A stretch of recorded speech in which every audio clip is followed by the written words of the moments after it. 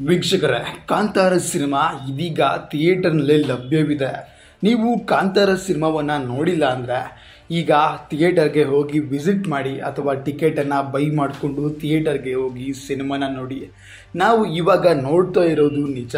Kantara cinema ನಮ್ಮ ಭಾರತೀಯ ಸಿನಿಮಾದ ಚಿತ್ರರಂಗದಲ್ಲೇ ಹೊಸ ದಾಖಲೆಯನ್ನು ಕ್ರಿಯೇಟ್ ಮಾಡಿದೆ.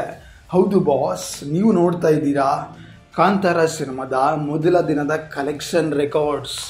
ಕಾಂತಾರ ಸಿನಿಮಾ ಇಂದು ಅಕ್ಟೋಬರ್ 2ನೇ ತಾರೀಕು ರಿಲೀಸ್ ಆಗಿ ಥಿಯೇಟರ್ಗೆ ಬಂದಿದೆ. ಕಾಂತಾರ ಸಿನಿಮಾ ಸಾಕಷ್ಟು ಥಿಯೇಟರ್ಗಳ ಲೀಸ್ಟನ್ನು ಪಡೆದುಕೊಂಡಿದೆ. ನಿಮಗೆಲ್ಲ ಗೊತ್ತಿರೋ ಹಾಗೆ ಕಾಂತಾರ ಸಿನಿಮಾ ಪ್ರೀ ಬುಕ್ಕಿಂಗ್ನಲ್ಲೇ ಕೂಡ ಹೊಸ ದಾಖಲೆಯನ್ನು ಕ್ರಿಯೇಟ್ ಮಾಡಿತ್ತು. ಅದರ ಬಗ್ಗೆ ನಾವು ಹೇಳೋದನ್ನು ಮರ್ತಿದ್ವಿ.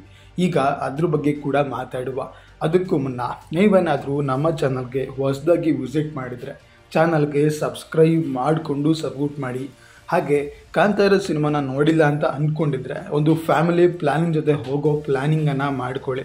ಯಾಕಂದರೆ ಕಾಂತಾರ ಸಿನಿಮಾ ಪಕ್ಕ ಒಂದು ಫ್ಯಾಮಿಲಿ ಎಂಟರ್ಟೈನ್ಮೆಂಟ್ ಸಿನಿಮಾ. ನೀವು ಹೇಗೆ ಅಂದ್ಕೊಂಡಿದ್ದೀರೋ ಸಿನಿಮಾ ಅದಕ್ಕಿಂತ ಅದ್ಭುತವಾಗಿ ಬಂದಿದೆ ಅಂತ ಹೊರಗಡೆ ಬಂದಿರತಕ್ಕಂಥ ರಿವ್ಯೂಗಳು ಹೇಳ್ತಾ ಇದ್ದಾವೆ. ಹಾಗೆ ಬುಕ್ ಮೈ ಶೋದಲ್ಲಿ ಕೂಡ ನೀವು ಚೆಕ್ ಮಾಡ್ಬೋದು. ಕಾಂತಾರ ಸಿನಿಮಾಗೆ 10/10 ರೇಟಿಂಗ್ಸ್ ತುಂಬ ಚೆನ್ನಾಗಿ ಕೊಡ್ತಾ ಇದ್ದಾರೆ. ಕಾಂತಾರ ಸಿನಿಮಾದ ಬುಕ್ಕಿಂಗ್ಸನ್ನು ಓಪನ್ ಮಾಡಿದ ತಕ್ಷಣವೇ 32,000ಕ್ಕೂ ಹೆಚ್ಚು ಟಿಕೆಟ್ಸ್ಗಳು ತಕ್ಷಣ ಸೋಲ್ಡ್ ಔಟ್ ಆಗಿದ್ದು ಇದು ಭಾರತೀಯ ಚಿತ್ರರಂಗದ ಹೊಸ ದಾಖಲೆಯಾಗಿದೆ.